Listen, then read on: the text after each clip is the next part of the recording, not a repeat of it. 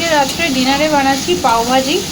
তো এখানে মশলাটা কষিয়ে নিচ্ছি। এখানে দিয়েছি পেঁয়াজ, টমেটো, আদা রসুনের পেস্ট আর ক্যাপসিকাম দিয়ে ভালো করে কষিয়ে নিচ্ছি। আর তার মধ্যে দেব আলু আর গাজর, আর এই হচ্ছে পাওভাজি মশলা, এটা লাস্টে অ্যাড করব। তো এটাকে ভালো করে আগে কষিয়ে নিচ্ছি। তো এখানে আলু আর গাজর অ্যাড করে দেব। অনেক কিছু সবজি দেওয়া যায়, ফুলকপি, মটরশুঁটি সব দিয়েই হয়। আসলে ভাজি তো একদম মিহি করে পেস্ট হয়ে যাবে, তো খেতে ভাল লাগে। তো এগুলোকে একদম পেস্ট বানিয়ে দিতে হবে। আচ্ছা, এখানে দিচ্ছি কাশ্মীরি লঙ্কা দিয়েছি। এর উপরে এবার পাওভাজি মশলাটা দিয়ে দিলাম, দিয়ে এবার ভালো করে এটাকে ম্যাশ করে নেব। আর লাস্টে অ্যাড করব বাটার। এর মধ্যে বাটার বেশি করে অ্যাড করতে হবে, তাহলেই পাওভাজির টেস্টটা আসবে। এটাকে একদম এরকম করে একদম পেস্ট বানিয়ে দিতে হবে এরকম করে। তো দেখো ভাজিটা একদম পাতলা করে নিয়েছি, এইভাবে একদম পাতলা পাতলা হয়ে যাবে, এরকম সব মিক্স হয়ে গেছে।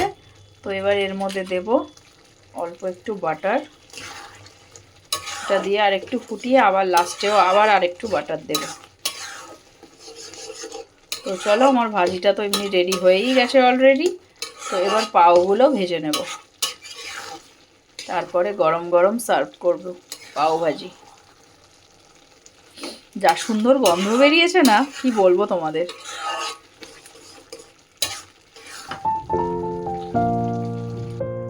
এর উপরে দিলাম অল্প একটু ধনেপাতা, ধনেপাতা দেবো।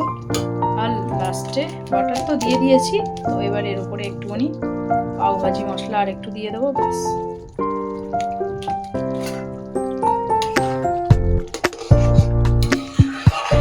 ফাটাফাটি কিন্তু গন্ধ বেরিয়েছে।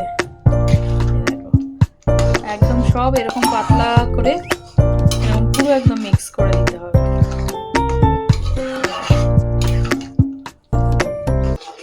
এখানে পাও নিয়ে নিয়েছি।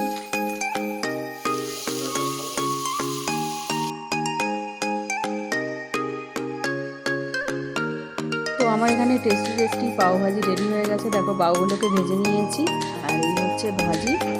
তো চলো সবাইকে খেতে দিয়ে দিই এবার।